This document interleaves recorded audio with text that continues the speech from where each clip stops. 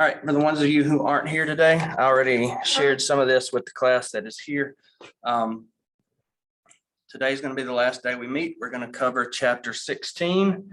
I'm handing out exams for those that are here. So for you that are not, I'm not sure exactly when you're going to get your exam, but you can reach out and see if we can get that together. Hopefully you can. It is shorter than the others. I don't believe that it's even going to be worth 100 points. I don't remember for sure, but I know that it is shorter, and you're gonna you will have until you come in for the final exam, which I think is on the 7th at 4 o'clock. It was in the announcement I sent out last night, so double check me on that. To complete the exam, bring it on the night of the final when we do our presentations. As far as marketing, I want you guys to use your own judgment and come up with some marketing strategies. You can show me flyers, you can show me things like you might would be a newspaper advertisement. What's going to make you stand out? How could you get attention? How could you tell people this is the place you want to be? You can do a commercial for your facility. That would be kind of fun. Just think about it. I want you to have, I've given you a lot of guidance on kind of all the other portions as far as exactly what we want in there and as far as material. On this, I want it to be 100% your thoughts and what you want to do for the marketing side. For the final, dress up. Just as part of the whole process, it'll be kind of fun. I think I put 8 to 11 minutes is kind of what I'm shooting for. That's a good gauge. I'm still going to make a rubric that I will share with you guys on how we'll kind of grade the presentation. And you can go back and watch this part of this video later on. Anyway, that's the deal on that. So what we're going to do today is finish up chapter 16. So let me go back to that. And let me share the screen actually first. And we'll talk about chapter 16 now. So this one is all about managing your future, moving forward. How do you know, we talked about first line manager, second line managers, and kind of moving up the ladder, because generally you have some people who really don't have aspirations of getting to the top, but most people want to move upward mobility in a job situation. You know, I've left situations because I felt like I didn't have that. That's kind of what happened with me at NMRC. I kind of maxed out as to where I could get at that place. And that's why when the park commission position opened up out here, that's the only reason that I left where I was, because I felt like I was about as high as I was going to be able to get there. So we want to look at how we can manage our future and set ourselves in a good situation moving forward. So think about the profession of recreation therapy and the qualities that need to be involved. Think of ourselves as an essential public service. You know, what we offer as truly being essential. And how do we provide something that sets us apart from somebody off the street where they can't do it? Like, that's the difference between recreation therapy and recreation. You see what I'm saying? Because it's prescriptive in nature, because we do an assessment, because we see what the person needs and we plan accordingly, according to their needs in a way that's going to help them out. Somebody from the street can come in and throw a basketball to a group and say, all right, y'all play basketball. Right? You need no training, you need no education to be able to do that. Now, to be able to do prescriptive recreation therapy, you need to have the background and some, you know, that's what makes it essential. Use research and evidence-based practices. We've talked a lot about that and how that saves us time by using research that's already been done and evidence of things that have worked and that have not worked. We don't have to try things. Just if we can find documentation of where this has worked before, that saves us all that time. And that's another good reason of why, like when we're talking about API, when the D, when you put the D at the end, API documentation, we can help provide some of this research / evidence-based services, you know, by saying, I did this, this was our results. And even if it's just talking to another recreation therapist at a conference, you have given them some evidence-based knowledge in the field that's going to help. Formal education and training is part of a profession. It has to be there. Professional organizations, there's always going to be professional organizations, whether it's in recreation, whether it's in, you know, I'm part of the gerontology search committee for a position, and all of them are members of the Association of Gerontology, you know, because that's the profession that they're in. There's specific organizations for basically each one. Ethical practices, according to what you do, the ethics are going to change. I think we're going to go through those in just a minute.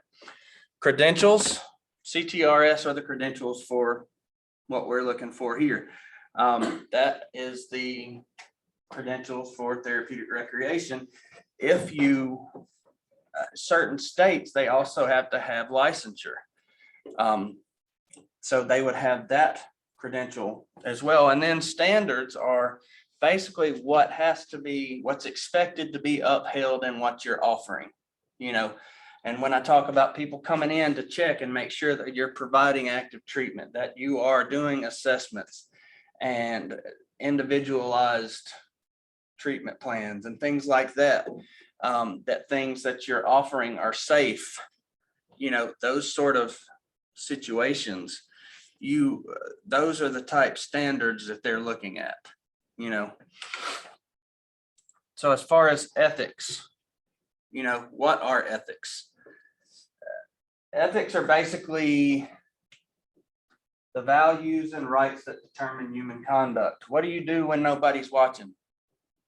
You know, that's what I truly think of when I think ethics.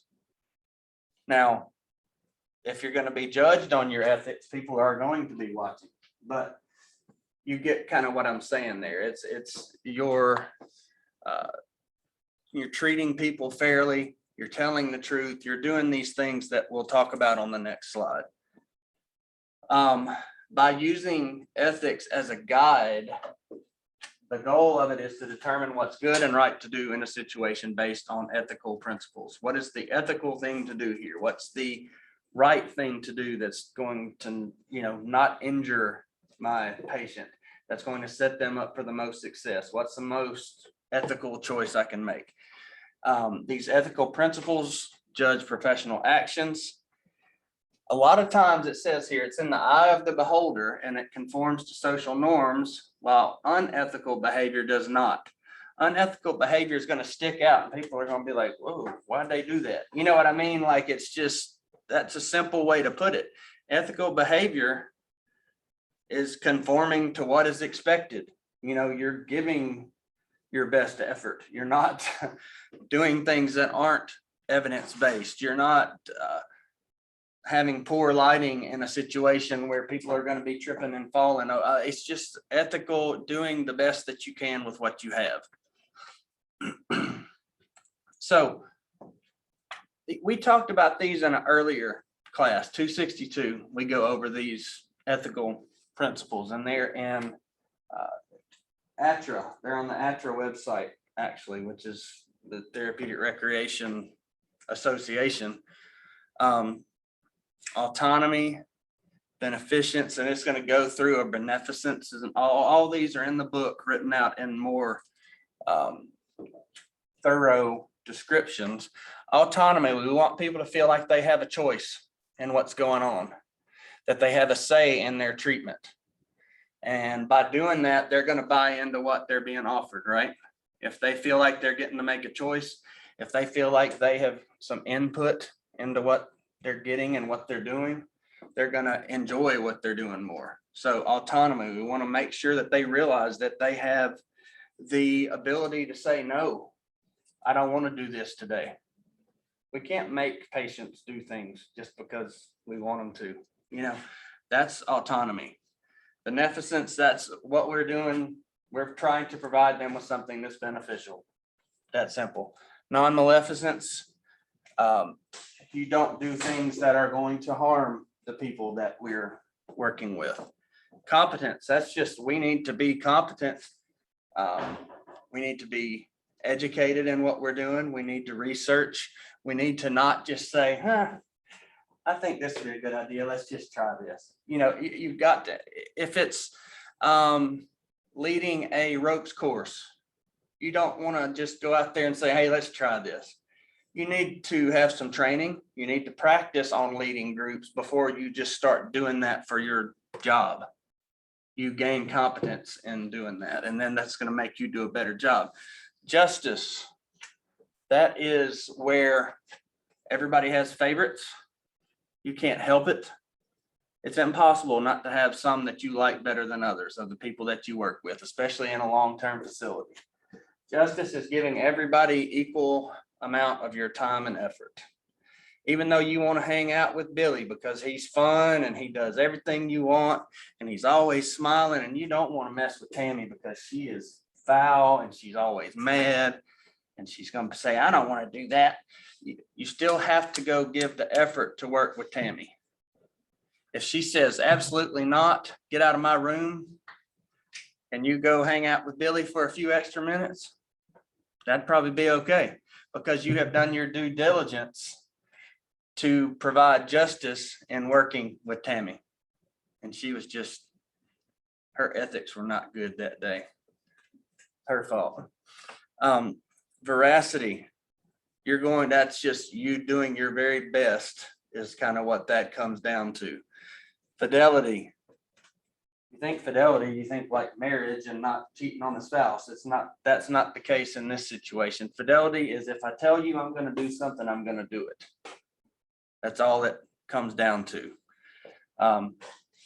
Hey, after lunch tomorrow, I'm going to come to your room and we're going to talk. I can tell something's been bothering you. After lunch tomorrow, you better be there. That's fidelity. When you're talking about our people. Accountability, you need to be accountable for your actions, obviously. Confidentiality, we all know what that is, that we need to respect confidentiality. Certain areas, certain cases are going to be more pronounced than others as far as where is confidentiality used. You know, when Katie came and talked to the class from the treatment center, you know, they don't have a ton of celebrities or anything out there at any given time, but periodically, you know, addiction centers in general, they do have celebrities. And, you know, TMZ always gets there, catches a picture of them, you know, and gets it out there, but they try their best to provide confidentiality at these places. And that's something that ethics guides us to provide to the people that we serve. Respect, we all know what respect, we just need to treat the people that we are working with respect, even if they don't treat us with respect at all times. Hard to do, but possible. You know, it's that put on, just smile and walk away. You know, if you have to, just be respectful. It's not saying you have to go over the top. So as far as decision making, as a person, as just every individual, you're going to make decisions based on your values and based on your beliefs. A lot of that has to do with how you were raised, the people that you've been around, your ecosystem, as we just talked about in 262. However, these things can change through time. Just because you believe something at one point doesn't mean that you can't change your opinion, that your values can't change through time, that your beliefs can't change. But, you know, and that happens through this next part. As we mature, your values are developed. They get clarified through multiple experiences. They get tested and then revised, which is saying sometimes we change our mind on things, and that just happens. Even if this even has to do with our career path a lot of times.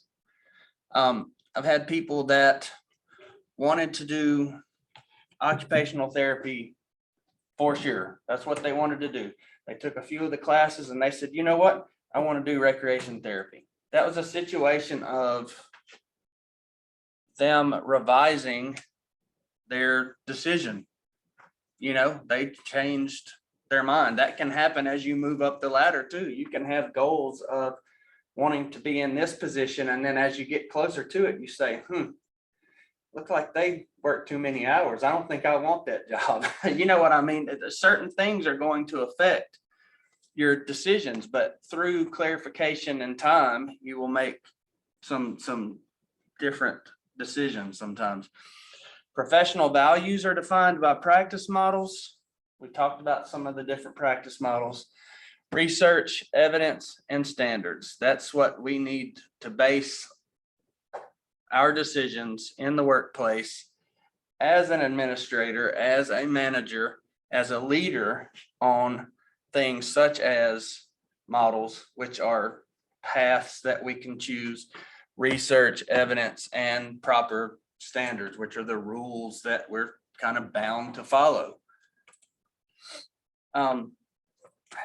When we're looking at decision making, we have to make sure that the rights of individuals are respected in decision making. We don't need to make decisions that are going to affect us positively while affecting somebody else negatively. It's easy to make selfish decisions, and that's something that I see that's something that we grow out of eventually. We talked about how we change through time.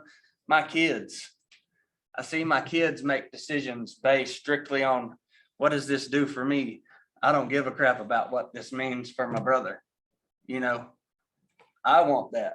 This is mine. I don't want him on it. And you can't even, it's just time that helps people to learn those things. But your rights are going to equate with your responsibilities and duties. The people that we serve, their rights are going to equate with the things that we're responsible for providing, and the duties that we have to them that we just talked about as far as ethical principles and such. Our clients have a right to privacy, and we have a duty to secure privileged information. That includes things like if you have confidential information on your computer and you're leaving your office, you need to flip off your monitor, like push the button on it. Not sometimes I do both. I do that one too. You need to turn off your monitor, lock your door, whatever the case may be, to protect. If it's files and things like that are confidential in nature, they need to be locked up. They've gone away in large part from actual file folders and stuff, and it's electronic now. So what do we have to have all the time and change every 2 days? It seems like passwords. Passwords are there for a reason. It helps with this confidentiality and privileged information, keeping it secure. Likewise, a manager adheres to the employee's rights and their due process in disciplinary situations. So what that's saying is, it's just like in a court of law. It's kind of like an innocent until proven guilty situation.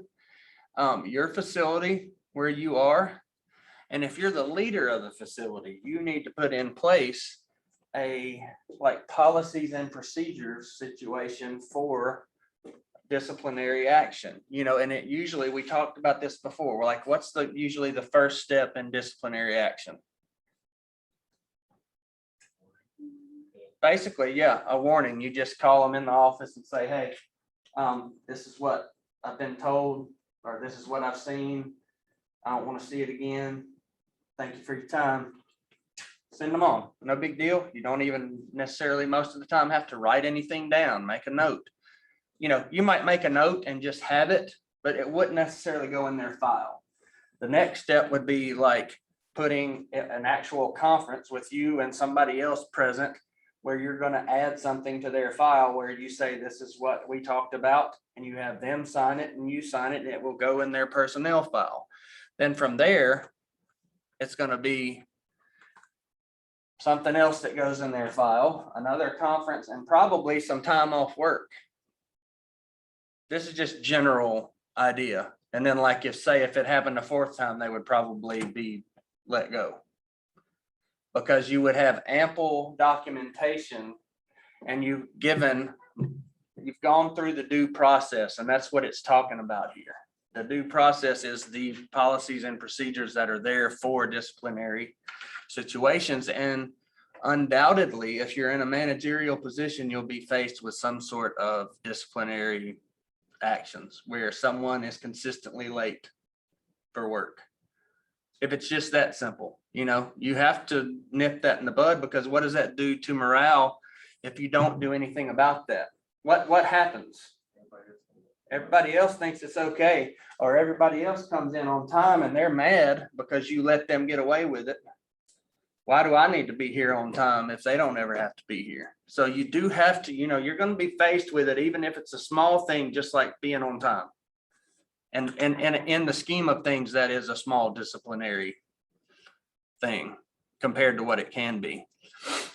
So when you're making decisions as a manager, they're going to be influenced by personal and professional values and rights. You can't help but be influenced by your personal values, but they also need to be influenced by your professional values. And best case scenario, those things are going to match up pretty well, and I really feel, to me, and maybe it's because I've taught them a bunch of times, those ethical principles, when I can look at those and think how important all of those things are to providing quality care for individuals. Every one of those things on that list should be part of your professional values. And honestly, your personal values. It's not like we're asking for anything that's not expected in general population. Professional values and rights are found in ethics codes, like I just talked about, standards of practice, credentialing expectations, agency ethics, and review boards. So there's sometimes you are checked behind to make sure that you are following standards of practice, that credentialing expectations are like, you'll be asked questions, say on the CTRS exam, that will test your ethical thoughts. If faced with this situation, what would you do? And they expect you to give an ethical response. That's an example of checking through credentialing expectations. The manager, you're the top. You are, at my house, I'm the manager with my kids, No, my wife is the manager with my kids at my house, honestly. But that's why they won't listen to me, because I'm the fun one that always rolls around in the floor and wrestles and stuff like that. But they listen to her. But your manager is the one, how the manager behaves, how the manager treats people is going to rub off on the people that are working for you and with you. And you create the climate where ethical behavior becomes the norm, because you are providing, everybody equal treatment. You are giving everybody a fair shake. You are, when you say you're going to do it, you do it. You maintain confidentiality. When somebody has needs to be reprimanded, you don't yell at them in front of the whole group. You bring them aside when nobody's watching and handle it in a respectful way. Things like that rub off. And if you do just the opposite, then you're going to create chaos that you as the leader in large part created. And you don't want to be that person. So back to the ethics again. Ethics code is self-regulating codification of moral values. Basically, ethics are your moral values. They reflect the core values and ideals of the profession that it represents. Every profession kind of has their own code of ethics, because the things that we provide and the things that you're going to do are going to be different for different professions, obviously. Ethics code have to do with the rules of duty and principles of responsibility. It's all those things that we talk about. It's what we value. It's how we ought and ought not to behave as a professional in our field, like as in beneficence and non-malfeasance. We should try to do things that are beneficial. We should not do things that are going to harm or potentially harm our patients or clients. That covers that one.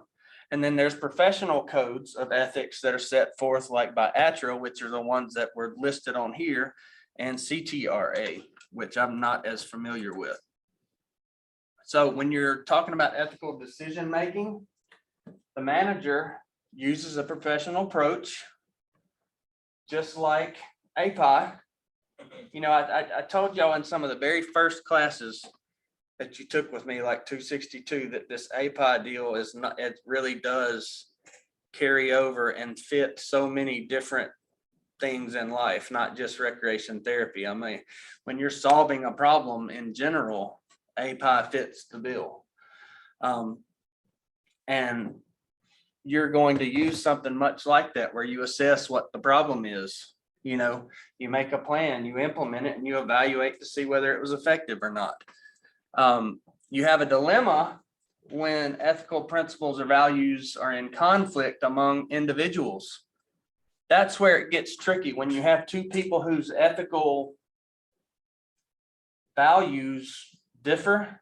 That's when, you know, somebody truly believes that this is okay and somebody truly believes that, hey, this is just fundamentally wrong. That's a hard fire to put out, because ethics for people are generally strong, kind of rooted beliefs. You know, it's not just some flippant way that you feel. Like, your ethics are what you are and how you act and what you're going to do without even thinking, you know. So when those are not aligned between two people, you can have quite a dilemma, for lack of a other way to put it.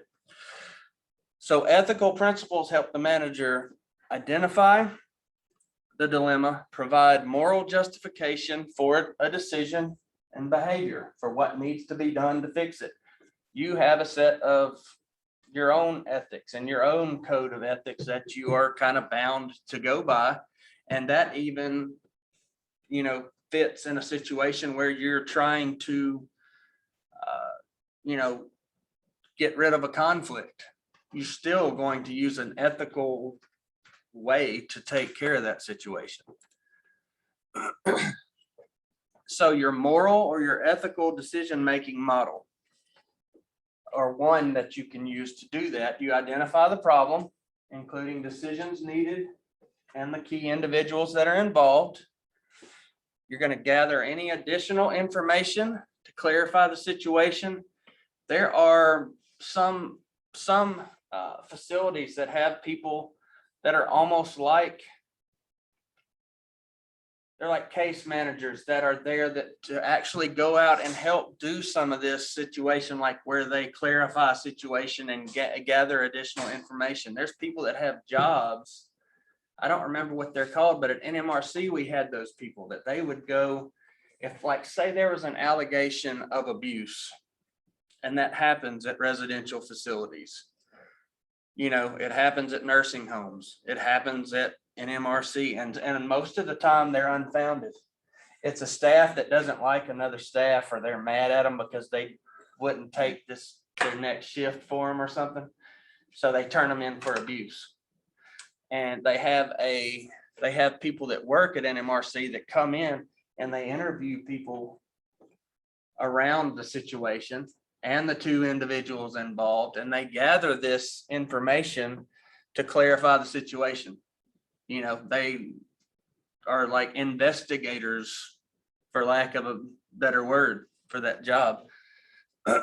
Once you've got it clarified and you've got the information that you need, then you're going to identify the ethical issues of the situation. Then you have to define the personal and the professional moral positions of the problem. At that point, you identify moral positions of the key individuals in the situation. So that's going to be by looking at what they've done, by talking to them individually, by having a group meeting, whatever it may take. You need to see where everyone's positions are, where you know how to direct your attention and how to put out this fire that we're talking about when we're trying to make a decision. So you have to look also to see if there are value conflicts. If somebody values one thing more importantly than another, you determine who should actually make the decision. You identify alternative actions with anticipated outcomes. That's something that you have to do when you're trying to solve a problem as a manager. You have to give an alternate route, like, well, this is what we can do to change this. This is what we can do to fix this. You're giving them an option. This is something we can do, or we can do this. You may give multiple ways of fixing a problem or making something better. You identify alternative actions, but when you do that, you also have to think about anticipated outcomes. What's the best case scenario if we do this? What's the worst case scenario? Does one outweigh the other enough that it's going to help make a decision? Decide a course of action at this point and carry it out based on whether you see your anticipated outcome being positive, right? Then you evaluate and review results of the decision or action, which includes monitoring the situation over time. Do you see how that what we just talked about follows API through large part? You assess what the problem is, you come up with a plan, then you decide a course of action and carry it out or implement it, and then you evaluate and review results. So it follows that same process, that same plan. It's just a different situation, but it does have to be monitored over time because sometimes it changes. Moving on from that, let's talk about advancing your career, managing your career as a professional.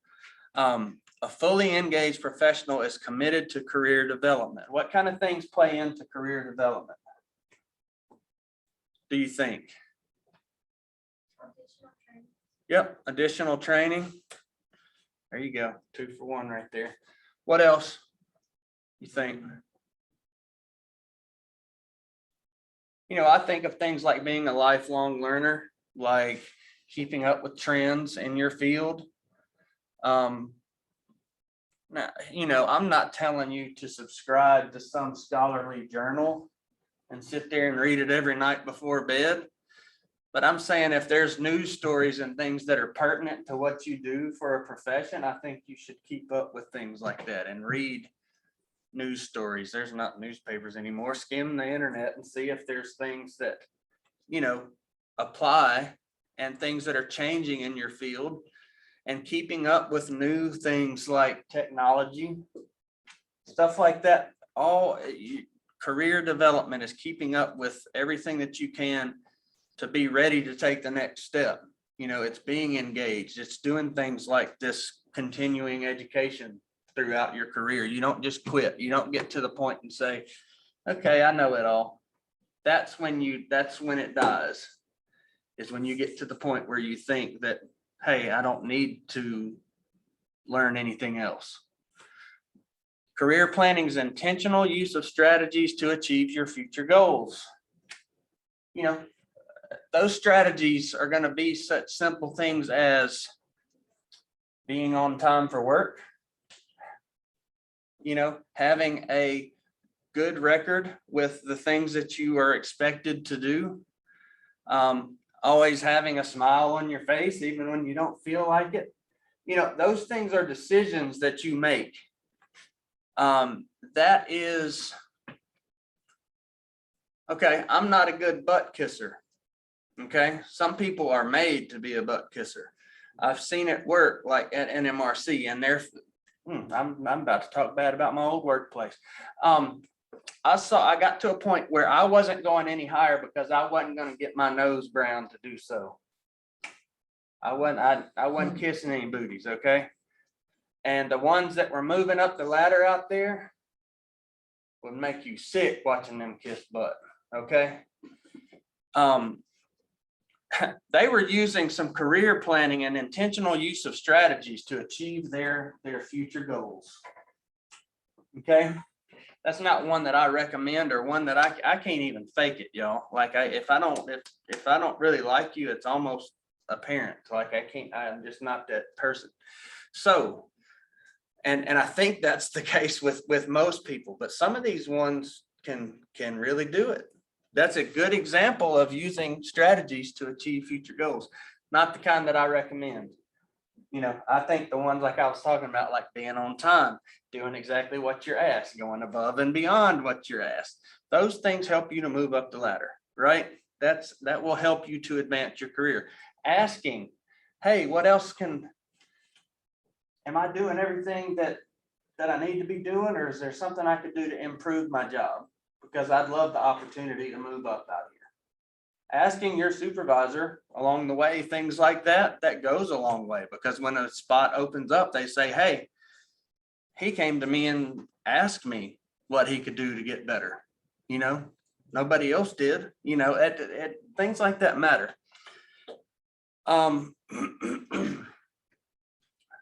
Professionals need relevant KSAs. I'm not going to lie, I didn't look at the book before I came in here because I didn't get out of my other class in time. An ability to adapt to change. So let's just say that you need to be able to adapt to change without falling to pieces. Some people can't, y'all. Some people can't deal with change. Whether it's a due date on an assignment. I mean, I saw y'all all fall apart when I changed it to the 30th. A little while, just kidding. As your career advances, our profession matures. So that's just saying, as you get farther along in your career, things are going to change. If there's that many more years in your profession and that much more data, that much more knowledge in your profession out there to be garnered from. So when you're thinking about your career planning model, the question you have to ask yourself, where am I and what is my preferred future? Look, they go right back to the API even here. You know, your assessment is, where am I right now? What is my position? What are my goals? Where do I want to be? Implementation, what strategies do I need to implement to best accomplish my goals as far as my career plan? And everybody's career plan is going to, not all of y'all are going to have the same goal. Not everybody wants to be the CEO. You know, just saying, some people aren't comfortable in that role. So different people have different goals. And then what's the status of your preferred future? Where are you along the continuum of reaching where you want to be? You just have to evaluate, and that's a constant evaluation that can come on through, you know, constantly. So also with advancing your career, you have the ability to influence the changes affecting your career and our profession. SWOT analysis. What's a SWOT analysis? Who knows what SWOT is?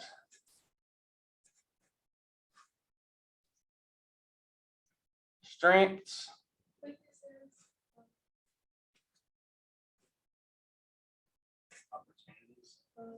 opportunities, threats. Did you look it up? What's on that slide? Oh my God. Okay, there you go. You just had to read. Thank you for being able to read. I appreciate that. You're going to go a long way. Anyway, it identifies personal and professional strengths and weaknesses, obviously, and the opportunities and threats shaping our future. That's like what I was talking about earlier when I said, when you're trying to come up with a solution to a problem, you have to think of, you know, this solution. What are the strengths of it? What are the weaknesses of this solution? What are the opportunities? What's, you know, like, what's the best that can come out of it? And what are the threats? What's the worst case scenario? What can go wrong? Because you do, when you're making a decision that's going to affect yourself, your job, and other people that may work under you, you need to think about, you don't want to be a pessimist, but you have to think about what could go wrong and plan accordingly and try to plan around that, you know. It says that trends and issues presented in chapter 1, which was many days ago at this point. Create opportunities and threats requiring professionals to be change agents, which means that we have to step up and make change happen. Change just doesn't happen on its own. That's basically what that's getting to. Look at here. Last one. Let's go.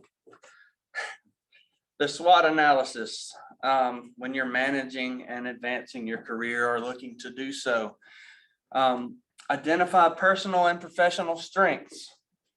I think that that's important. I think we need to look at ourselves honestly and think about what our strengths are and use those things to our benefit, to our facilities benefit, and to our patients benefit.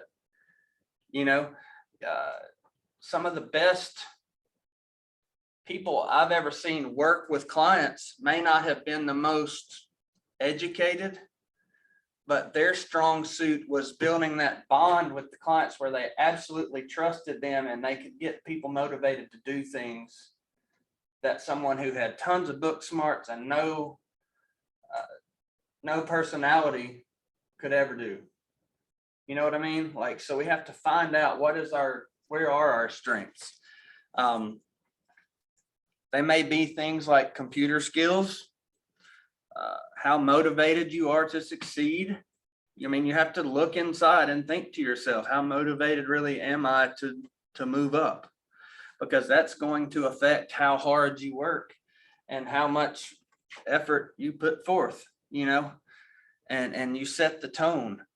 Identify personal and professional weaknesses. That whole thing coming back again, like I just said, you have to be honest with yourself, and it's hard to do that sometimes, to look in the mirror and say, man, I suck at so-and-so. But sometimes it's too easy to say that because it's just, you know, that's not a good mindset if you get too deep into that. But you have to be able to find where your professional weaknesses are, whether it's, you know, some people think of, I had a student talking to me saying, I really love rec therapy. I love the classes. Everything you talk about, I really like, but my personality, I just don't know about getting up in front of a group and leading a session. And I just don't know. I'm just kind of like shy, and it gets better with time. I can say that. And the first time you do it, you'll be nervous as all get out. And the second time you'll be nervous, but not as bad. And then, you know, before long you do it without even thinking. So what I tell them is, don't let that hold you back, because I promise through effort and, you know, self hype, talk yourself up and say, I can do this. You can get better, but you have to look for your weaknesses if you're going to target those and get better. One of those things, it's given some examples here. One weakness might be your exposure to interdisciplinary practice. In the gerontology search committee that we're trying to hire for right now, that's one of the things that we're looking for. And honestly, you know, it's a good example, because this is someone who's looking to advance their career by getting a job here. And one of the things that we're looking at specifically is their interdisciplinary experience. So it's kind of funny that it showed up on this slide. And some of the candidates have very little interdisciplinary experience. So it's good to get yourself out there and meet and greet and talk and work with and collaborate with other departments if you can, to get interdisciplinary practice, because not only can you pick up some little gems from other people that are maybe in a different field that can help you, it also opens doors, because it's kind of almost like that networking thing. You know, the more people you know, the better, and you just can't go wrong there.